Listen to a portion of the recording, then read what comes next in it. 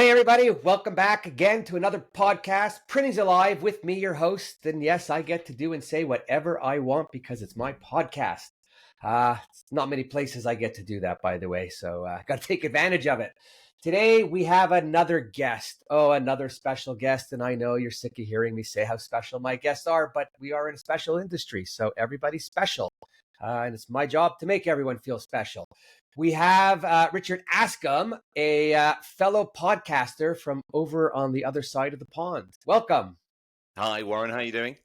I am doing great now that you are here. Now we've got like two sides of the planet covered. We just got to work on a little other. So before we go anywhere, you have a podcast called Print Island, which is pretty cool. Wish I thought of that one, but I didn't. But tell us a little bit about it. Well, Print Island actually started as a speech that I was doing about 8 years ago. I was at an event in Brussels and a print event, and I decided after 2 years of speaking fairly consistently in the print industry about my own background and what I'd done to that point. And I realized that the industry that I was seeing almost behaved as if it all lived on an island and it only ever spoke to the people on the island, and it thought it was speaking to everybody. But in actual fact, it was only speaking to the residents of the island. So I did this speech called The Amazing Adventures on Print Island. And I got a buddy of mine to draw a map of the island, and every reference point on it was connected to the print industry. And I used it kind of in a way to poke the industry and say, hey, anybody want to build a boat and leave the island and go and tell everybody else how good you are? Because I was struck, Warren, by how innovative, collaborative, everything that you want from an industry existed on that island, apart from one thing, which was external communication. And nobody seems to know how good the industry is because the industry isn't very good at telling them that. So I set this speech up. I did it for a few years around the world. And then recently I was asked to create a content platform. We're trying to create Spotify for print. So we came back to that whole idea, that metaphor of Print Island. And you'll find on Print Island various content streams, various channels, various verticals. But really, it's a place for outsiders to come and hear how good the industry is. So that's kind of the reasons behind it. Cool. Yeah, I've seen some of the people on, and I've watched a few of the podcasts, and I like that you got people coming from everywhere. So it's a big industry, isn't it? And I think I use this line, and it's probably just because it rhymes. But whether you're in Arkansas or Singapore, you've probably got the same problem. In terms of the print industry, and having peer support from your own neighborhood is great, but having it from a global industry, I think, is really affirmative. So we wanted to reflect the views from everywhere around the world. We have correspondents and reporters and Avengers on 6 continents, and really we want to reflect that whole world back towards itself. Yeah, I know. I love it. Because I used to belong to peer groups. I used to belong to different groups around the world in print. And you're right. It doesn't matter where you are. It doesn't matter who you're sitting with. It's the same problem, right? Why do I got to sell it so low? How am I going to get it out in an hour? I mean, those are the big ones, right? There's going to be very little that's new, isn't there? Really, because in essence, it's white bits of paper and black bits of ink normally, and varieties of that.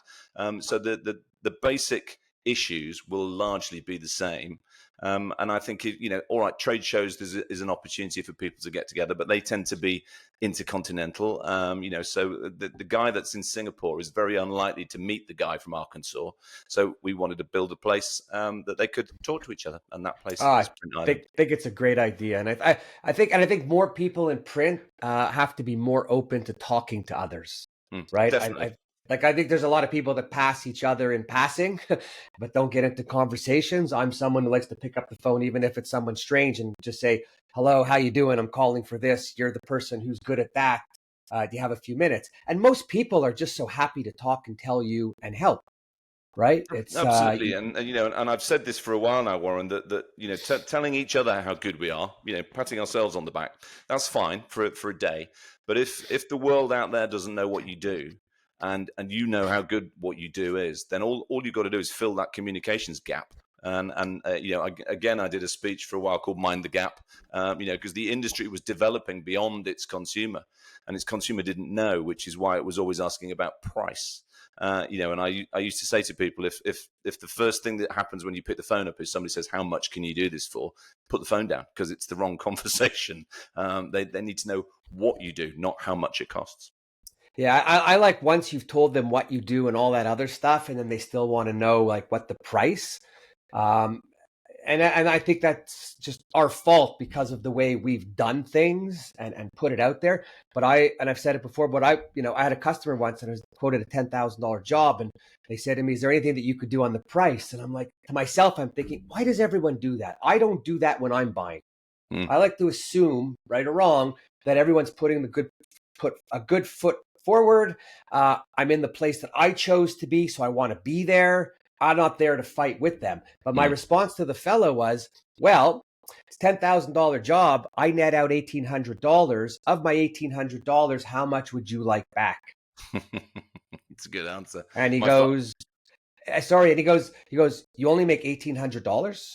I go, well, the paper's $4,200. You've got 12 hours on press. Press is $400 an hour. We got our ink. We got our fold. I haven't even shipped it to you yet.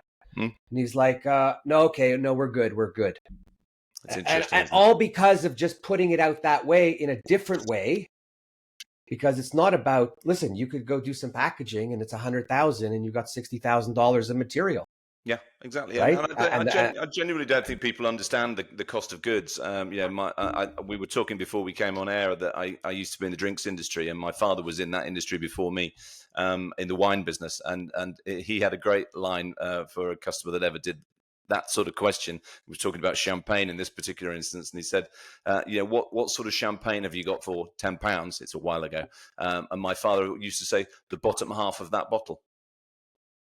So it's an age-old problem, and we make it worse for ourselves, I think, in the print industry by focusing on price.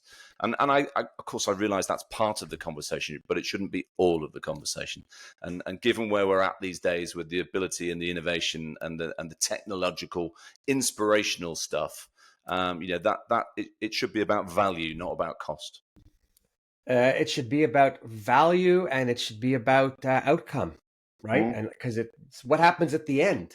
Yeah. If you keep doing it that way, you're going to be in trouble. Or, if you want, like, so I have this little T-shirt thing going on. The other day, somebody called me, and I've noticed. Sorry, is that the T-shirt that you've got currently on sale that you're wearing there? One of the 140 different ones. Interesting. And it's purple, right? Even though I see blue. Actually, yeah, this is, it's kind of funny. It's like that blue yellow thing from the internet a few years ago with the dress. Yeah. This is 100% purple. Okay. Well, so I guess viewers, we've only got his word for that, viewers. So I'm going to take out the range and you'll find out for yourself. I'm taking a screenshot because after I will then, what do you call it? Make a post with the picture of the shirt and the screen. So we'll see if it looks a little different. So that'll be good. But yeah, so all these T-shirts are all just how to promote print. And I don't know why every printer isn't going to buy one from me, from I fucking love print to I love print to touch me, I'm embellished, or I was raised by embellishment, or oh my God, ink in my veins, or it all starts with the ink. There's so many of them. But bottom line is quality T-shirt, come in multiple colors, fits nice on the arm. I do that all the time. I can't help with the stomach, though. That everybody's on their own. I feel like we're on QVC now. I've come into the wrong show. I am always on. So that's just the way that goes. And you know what? And the T-shirts, we should all have them, not just because I came up with them, but I'm trying other ways to promote print out there, to wear things, to show. Our industry is the worst at promoting print, and we do it for everyone. And this is what I always say: the world does not run without print. No. So why do we not take advantage of that? And why are we a commodity if we are a service-based industry in a crazy CapEx industry, right? That requires a lot of money and a lot of commitment to long-term debt that we put our lives on the line for, so that we should give it away? Well, this is the thing, and the irony is the first two letters in print are PR, and yet that's the thing that it does the worst. Out of all of the things that it's clever at, being responsible for its own messaging externally is why the debate rages every year: is print dead? But it only rages amongst people that have no idea what the print industry does. So for me, it's quite simple. There is just a communications gap. They don't need new machines. They don't need new techniques. They don't need new products that just tell people, and I think then they'd be surprised how quickly the phone rang off the hook. So first thing is, and I'm telling everybody, and listen carefully, print and dead do not belong in the same sentence. Even if you're going to say print is dead or print is not dead, do not fucking put print and dead in the same sentence. Don't even say it, because then it gets repeated. And when it comes from our industry, we just create more trouble for ourselves. Exactly. Right? Yeah, like, I want to scream and I want to be saying it no more, Warren. You have my... No, everybody, because then when we repeat it, that's the only thing people hear is print dead. Yeah, that's true. Yeah. And you know what? And hey, listen, I'm gonna do a couple of plugs. Print's fucking alive. Just like the book and the video and the website. We're back on QVC. Listen, we're all entrepreneurs in print, so we've all got to be selling, right? And I think one of the biggest problems, actually, for me, and I've probably studied this a bit too much, but when you look at the print industry, it has a single word that describes it, and yet 100, 200, 300 different verticals that it covers. You look at the auto industry, and it just talks about cars. So it's quite simple in that you don't have to think. When you hear auto industry, you don't wonder what it is. You know exactly what it is. I think somewhere along the way, the print industry needs to find a way of rebranding so that more people can understand what it does. We talk about wrapping cars, we talk about apparel, we talk about signage. There's so many elements in the industry, but it's all bundled together under the top line of print. And people hear print and they think newspapers, or magazines, and that's the bit for me that the industry isn't helping itself by the very way in which it describes itself.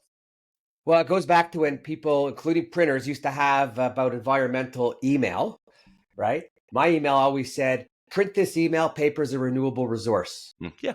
As opposed to, I don't even know what the recyclable logo and the recycled logo is. And I don't think anybody else does either from back in those days, right? Probably It's, not. I look at print, and we were just at Printing United, and I can't begin to tell you how many people in our industry did not have a business card. And I just want to say that to all of you people, shame on you. Shame on you. You should be ashamed of yourself. Why? Because it's what we do. And if you look at, actually, Tactical did a survey, the number one thing that's embellished are business cards, right? Because they work. And some people say to me, well, no one keeps them. No one does anything with them. So why have them? And I could just scan someone or give them, something to scan. And I go, okay, stop scanning. I said, you remember whose card you scanned yesterday morning? I don't remember what I just drank 20 minutes ago when I'm at a show and my head is rushing, right? I said, but what I do know is, number one, I did a nice business card here, embellished, MGI, UV, spot, all that stuff. Yeah. There isn't a person that I'd hand it to that doesn't say, wow, that's a really nice card. Doesn't matter who. It's a conversation starter, right? And that like in any engagement with any potential client, it's how you start, and that's a great way of starting. Right. Secondly, not only do they say that, but I'll talk from the me perspective. Someone gives me a card, I know who they are. I will remember them easier than not. When I get home or back to my room at the end of the day and I empty all my pockets and shit on the table, the cards I keep and I go through them. The nice cards I keep because I like the nice card. The others, I'll jot down the name and toss them because can't keep them all. But the bottom line is you keep them. It's like direct mail. Like you get your name on something, you never throw it out. Or it takes 5 days to go in the garbage on the table. I think it's a generational thing as well, though, Warren, because we grew up. I'm guessing we're similar age, mid-30s, that kind of thing. We grew up when having a business card, or the first time you got your own business card, was a thing, right? It was important. It was a status thing to a certain extent. As a young person coming out into the world of work, to have your own business card, it said something back in those days. Fast forward to now. And most of the young people working in any industry, not just print, have never had a business card. They've never been given a business card, and therefore they award no value to the actual piece of collateral.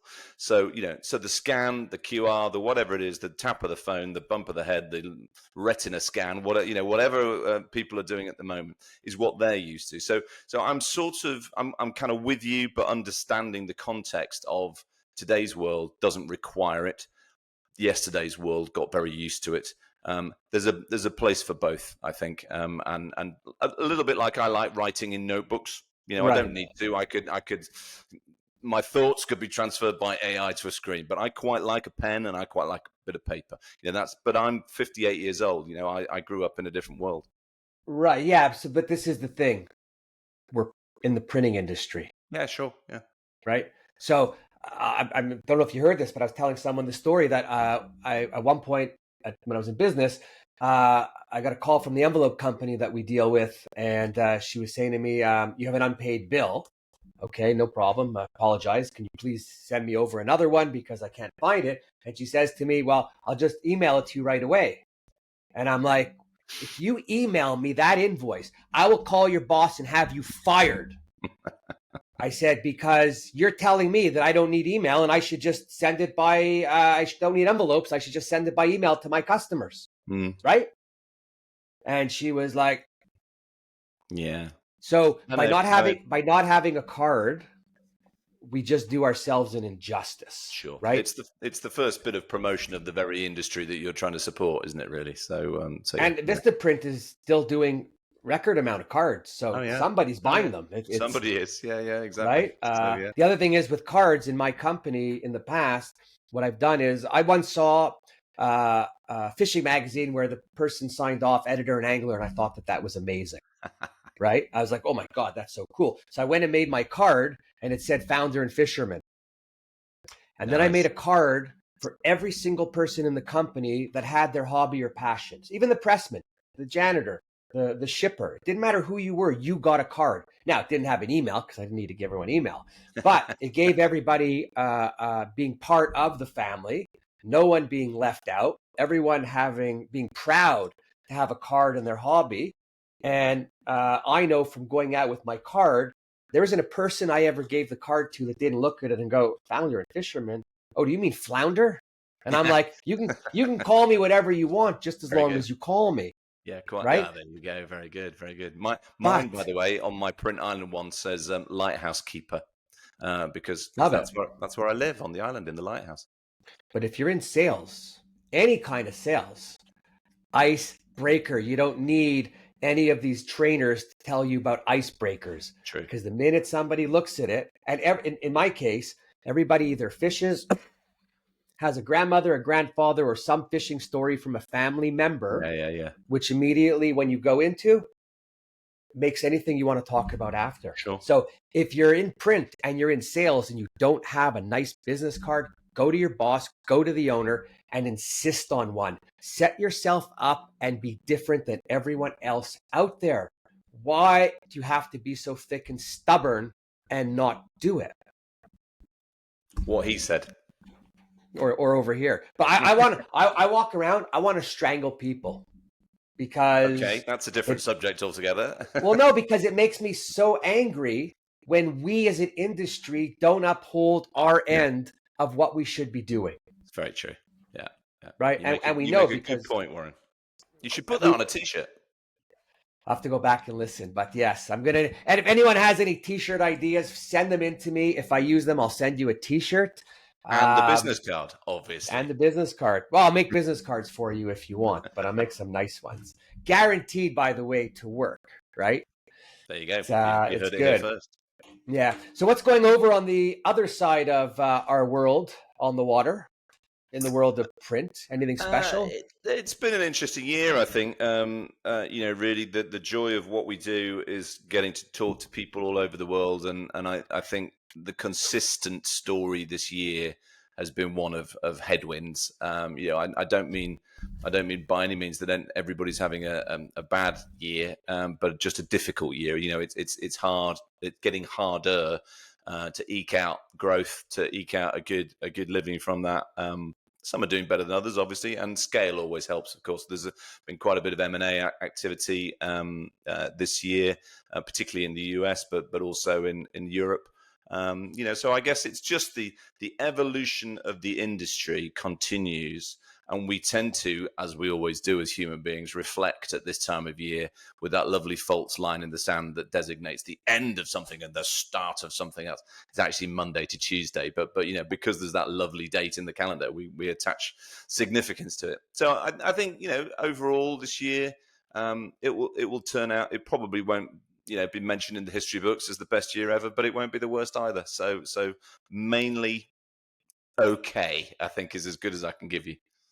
Yeah, I think the world in general the last few years, and it doesn't matter what business you're in, has been a little heavy, Mm, right? Everybody with all the world issues, and we don't have to go into any of them, mm, have just put a big heavy weight on everybody because sure. everyone's life is daily affected, and then Yeah. we get into print where we've had a lot of consolidation. I heard a crazy number like in the UK about so many printers being under a certain amount of dollars in their Mm, sales. And I'm thinking it's like a couple £100,000 maybe. right. And just how is that possible? Like, what are they selling? What do they have? A desktop printer and they're trying to make flyers? I think it's probably been skewed now by the entry into the market of an awful lot of content creators that are then producing their own merchandise. People that sit at home and make T-shirts, for example. That overall market has skewed By the to. way, just in case anyone, I am not sitting at home making T-shirts. I am using a global company for web to print and fulfillment, and I am doing my share. Just want to let people know. Thank you. Nice, thank you. But you see my point, and there is definitely probably it's like the rise of the makers we tend to call it, and if you put that into the statistics, it will pull down the averages, and therefore it's a slightly skewed statistic, I would say. But again, as I said before, I don't think anybody is going to be running around with a champagne popping this year, going what the best year ever. And all those factors, that we won't get into, have an impact on businesses, particularly in Europe with energy costs. Print is quite energy heavy on the usage when the costs go up. Certainly in the UK, we're in a bit of a heavy period of tax, on businesses. It's not good. So it's just one of those situations where the strongest will always survive, because that's the way of the world. We'll lose a few, because that's the way of the world too. But I think what we could do without, and it's the worst thing that I think that's happened in my lifetime, is 24-hour rolling news, because all you then have is 23 hours of rolling speculation, and Yeah, so people tend people, to use that as fact, and you can talk yourself out of anything. At the moment, I think, Warren, the world is not short of cash; the world is short of confidence. I like that. So, I mean, not everyone likes what I'm about to say, but I don't watch the news anymore because, first of all, breaking news is not breaking news; it's standard news, Yes. right? It's every 15 minutes a rollover of the same nonsense. Yep. But the news in the last 4, 5, 6 years has started to give me such angst and anxiety and mess up my head in thinking or spending too much time going where I shouldn't go that I just stop watching the news and I just watch porn. It's something for everyone. No one complains. Everybody's happy. Nobody fights. It's free. And it's been around probably as long, if not longer, than print. And do you get the weather forecast at the end as well? Is that how it works? I watch Naked Weather for that one. Nice. Okay. Yeah. Okay. Yeah, Yeah. yeah. And Well, it's do you know usually what? very nice. It's usually, the forecast is usually nice when you're watching it. Each to his own, Warren. That's all I can say. The world's moving real fast and whatever it takes to calm you down because, I mean, all kidding aside from the porn, which everyone's watching whether they want to admit it or not because it's here. But anyways, regardless, I do feel that a lot of people I talk to, friends and different people, are feeling a little choking going on these days because everything in front of them, the cost of beef, right? The cost of fruit, the cost of basic stuff, putting clothes on your family is causing people.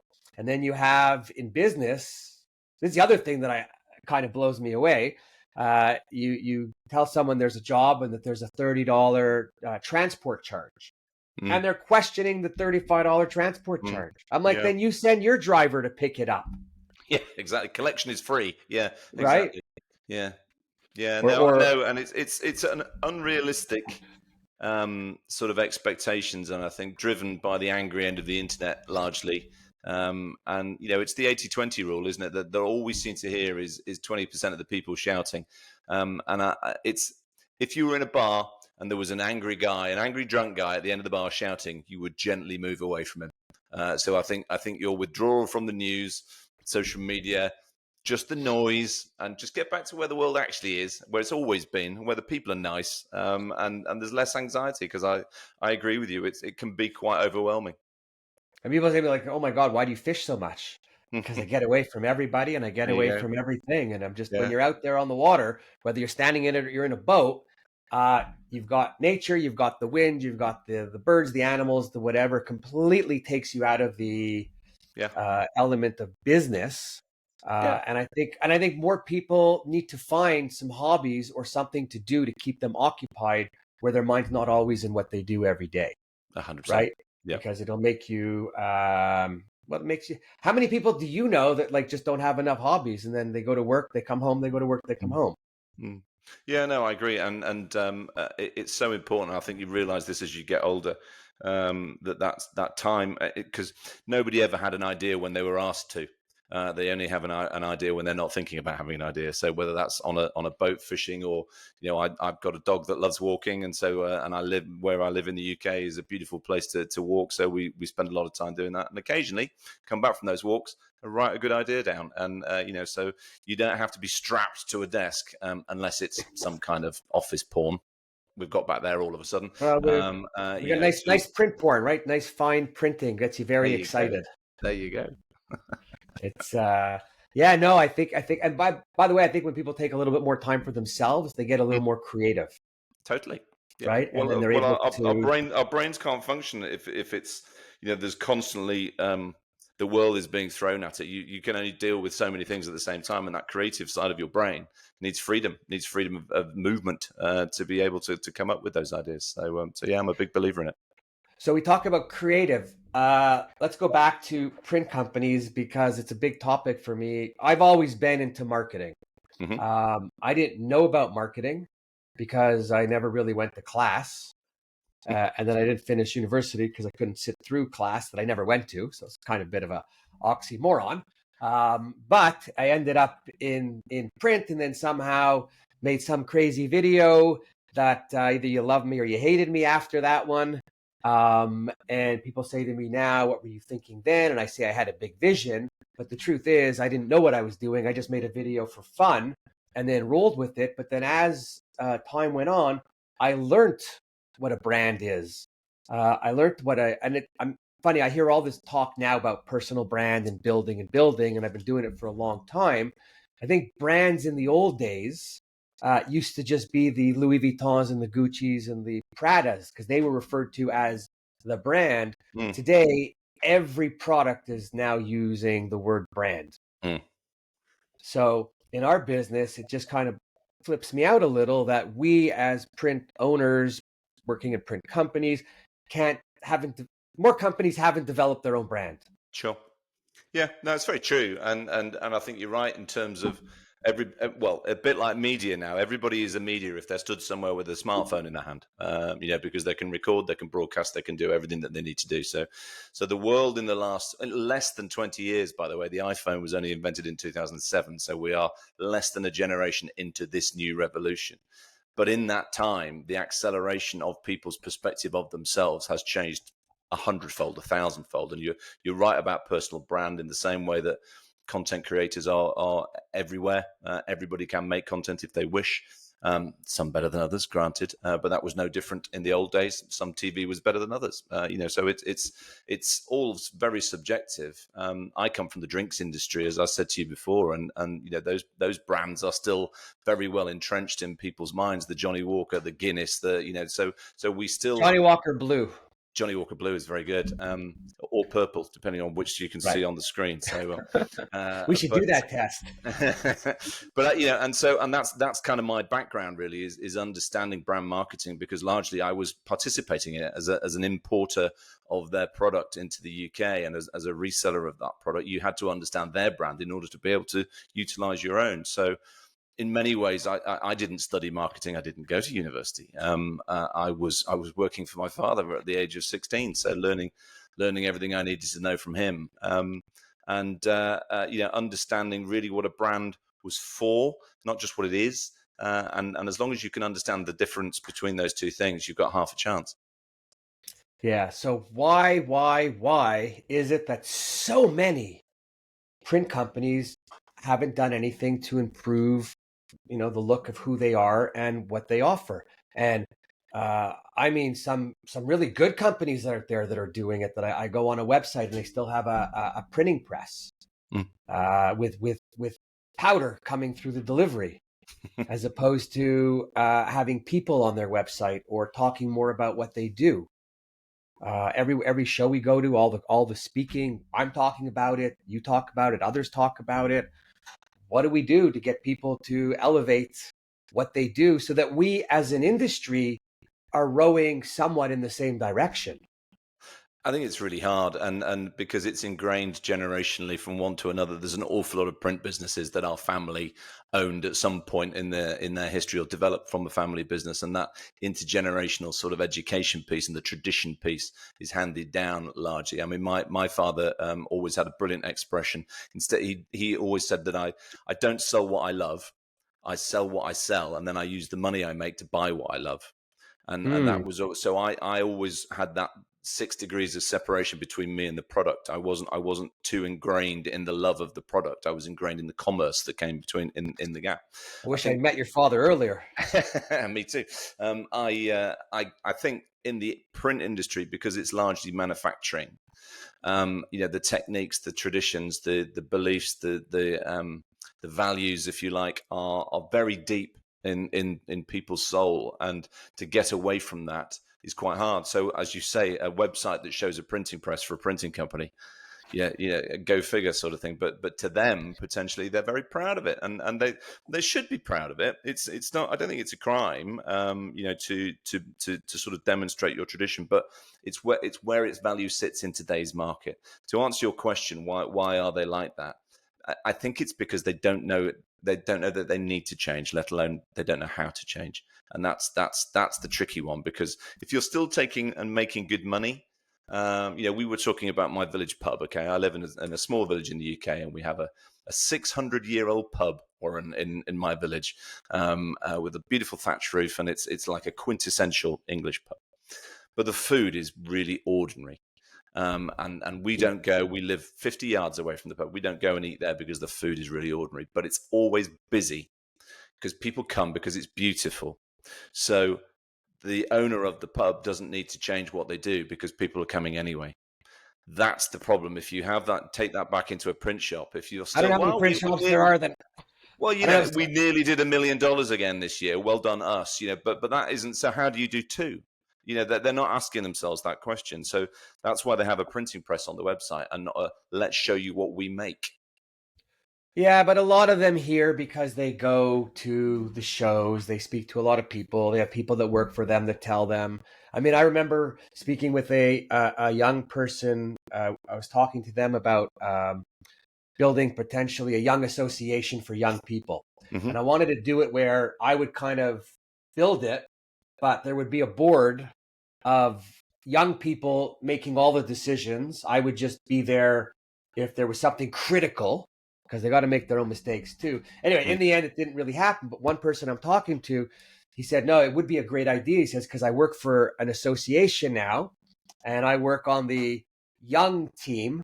for attracting young people. He goes, and then I was doing something, and our director came to me and said, yeah, when you're done, go see our marketing people so they could brand it the same way.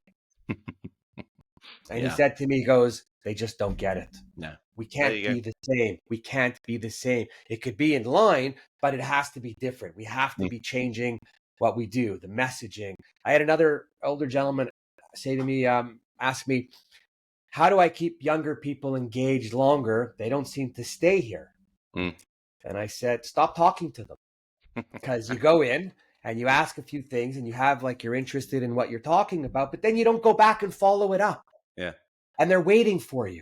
Yeah.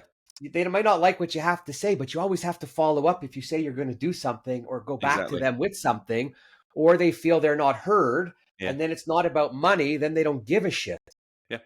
I think there should be, there should be a challenge out there. I think to anybody under 30 in the print industry, there should be a day a year, the under 30s day, where they get to make the decisions and see what would happen. Just have one day to turn everything upside down, and the irony is it might not even turn upside down. It might just turn 30 degrees one way or the other. But they are removing the barrier to growth, which is the expression, that's the way we've always done it. And if you can take that phrase away and allow freedom of thought and freedom of demonstration, I guarantee you, not only would you attract more young people into the industry, but you'd also get a few old people out of it.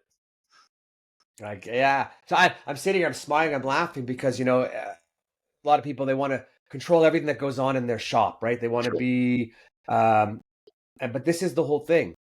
When you're not there, if you're a control freak and you're an owner, right? And you're not there for a week or two because you're on vacation, Yeah. Isn't it miraculous how everything gets done well? Nobody's waiting at your office door for you to ask you questions. They're making decisions on their own. They're speaking to others. They're making those decisions. They're putting things in place. They're implementing. They're delivering. I used to go away, and I used to always have my nose in everything, although I didn't really want it to be in everything. But I would go away, and you come back, and they'd be like, "You should go away again." Yeah. Well, Because I have a brother-in-law in business in the UK, and he's always said to me that success is when you've made yourself redundant. yeah, Simple as, and I think it's so hard for business owners and family businesses, as I say, to get away from that, because the feeling is, that it will fall down without them, and the reality is it gets better. every single time. And even if there's a mistake made, the people learn from it differently Yeah. because they're learning on their own. There's nobody there. When you're there with a frowned face and pouting and moody because of, it doesn't make them feel better or learn better. No, I agree. Right. And I used to say, I used to say to people that would make a mistake, and even if it was 10 grand, I'd say to them, I'm not happy. Of course, I'm not happy. But if you never make this mistake again, then it was worth it. Well, as they say, the expression "every day is a school day," right? And education's expensive. Oh my God. I didn't go to school, but I could probably teach an MBA class on the millions of dollars of mistakes that I've made along the way. Right? Some were short and quick, and some were long and heavy. Yeah. Right? There's a From book in banking, and I think actually a lot of owners, they probably don't think about it, but if somebody sat down and asked them a whole lot of questions, they'd probably surprise themselves with the amount of knowledge they have and the experience they have from situations they've been in that they haven't really thought about. I was listening to some friends talk about their banking, and I'm thinking, oh my God, our industry was just as bad. The banks hated us. And I'm thinking back to when I bought a $5 million press and what I went through with the financing. And I was talking about it, and they were like, how did you buy a $5 million press? There aren't a lot of businesses that buy $5 million items Nope. to make what they make. Yep. Right? And then when I did that, when I thought about that, I had to sit down. I was getting dizzy and sweating. Like, what was I thinking? It was completely like, oh my. But even today, happy I did it. So there's a lot of things we all learn from experience. Indeed, absolutely. Right? Well, we don't call it old age anymore, Warren. We call it wisdom. Oh, is that what we call it? Oh, yes. Yeah. Okay. Yeah. Hair loss is what I call it. You come into print, you have an afro. You leave, and you're just down to your skin. right? It's like, what's The next? ponytails I used to have. There's the title of your next book. No, never had a ponytail. In my house, that wasn't something that would fly. Okay. You know, that and the earring were the two things that were. If you want your ear ripped off and your hair pulled out, just do them both. And if you did them at Fair the enough. same time, oh, you're in big trouble. Fair enough. Fair Big enough. trouble. Big trouble. So, what do you have going on? Anything nice going on? Exciting? You want to Very tell us busy with about? Print Island. I have to say, it's only been on sort of live for 5 months. We started in July, and I'm amazed by how fast it's taken off. I think somebody actually said to me last week that it's because it's bringing a fresh approach to the way that the people look at themselves and listen to themselves. I think it was needed. The timing was great, I think, for what it is that we're trying to do. So that's keeping me very busy at the moment, which is good. Looking forward to Christmas, getting a bit of time off, spend a bit of time with the family. Looking forward to that, as always. It's turned a bit cold and a bit wintry in the UK now. We've had a very nice long summer and autumn, but now it's definitely winter, snowing tomorrow, which is not good. So yeah, just sort of take a bit of time to think of what worked this year and do more of it, and what didn't work this year and do less of it. Cool. We had the snow here. We had 10 inches the other day. Like this is it for the next 4 or 5 months. So if Okay. anybody needs me to come help them somewhere warm, just call me. I've got a lot of time. I'm available. Yes. So that would be good, right? It's always fun to move about. Indeed. Absolutely. And meet different Yeah. people. So and just on the podcast, what I like is what you're doing is a little different. What's out there. I'm also trying on mine to just bring as many different people as possible. Mm, Yes, I have some of the same suspects that are on some of the others, but my ultimate goal is to find people, either print owners, people who buy print. And I mm. don't mean buyers at an agency. I'm talking about the lady who buys the coffee table book because she loves print, or people that buy real lithographs, or anyone who just loves, touches print or business, or deals with people in business. The Mm. only thing I don't want is I don't really want to do OEMs, and I don't want to talk about machines and speeds Sure. or any of that, because I tend to go a little negative, because I think a lot of people don't need to keep buying what they buy. Mm. You can make some money with what you have. And I also don't think it's the same as it used to be. I think there's more of a push for the revenue, and people have lost a little bit of their um, the panache, the smoothness, or the Yeah. relationship of what it is, because some of these OEMs are not in great positions and they're slacking. Mm. Yeah, So, well, it does reflect the change in the industry though as well, which is quite interesting. One of the new segments that we've just launched on Print Island is called the Software Matrix, and we're focusing entirely on the software part of the industry. And Chris Min, who is my colleague on Print Island, is leading that. And it's yeah, he's great, by the way. So, yeah, yeah. he is. He's a good guy. And of course, you met him in Orlando in the award-winning All Stars team. Yes. So he's leading that. We've got some great people doing some great content, and also aggregating other people's content in as well. As I said before, we quite like the idea of being Spotify for print, and then whatever you want to learn or whatever you want to hear, it's all in one place. It's all free to view, and we think we've got something that seems to be catching people's attention. So I'm very pleased with how it's worked out so far. No, I think it's good. And then, like there's a lot of stuff coming out of North America, and there's a lot of stuff coming out from the other side where you are. Hmm. And I think it's good because it could all just blend together easier. And the Mm. way everything is, people get to listen when they want, if they Yeah. want, Yeah. whatever they want. Yeah, very much. Well, you know yourself, all you can do is make the stuff. You can't make people watch it. But I think I'm a big believer, Warren, that people are very hardwired to want to overhear interesting conversations. It's like why we listen in to people in bars and restaurants and what have you, if they're saying something interesting. So if you Well, make this sort of to and fro interesting, then people will listen. you don't want the same. You just don't want the same. No. So it's Yeah. great. Yeah, no, I find I'm always listening to other people's conversations when I'm at a bar, particularly if I'm not with someone who's very interesting. Well, that's a So, different so problem altogether. So yeah, so you want to make sure if you're going out that you're with somebody very interesting, right? yeah, exactly, But exactly. yeah, no, it's cool, and I honestly, I am super crazy about this business. I don't know when it all developed, because I didn't know about print before I started being in it. But the one thing that always got me is the whole world needs us. Hmm. Whether Well, we want to believe, and I'm not saying it from a psychopathic ego or any of that stuff. The truth is, without us, there's no directions, there's no instructions, there's no labeling. In the event of power outages, you don't have your phone, you need signage, you need books, right? That's why companies, for their emergency evacuations, have a book and a plan, not just what comes on the screen.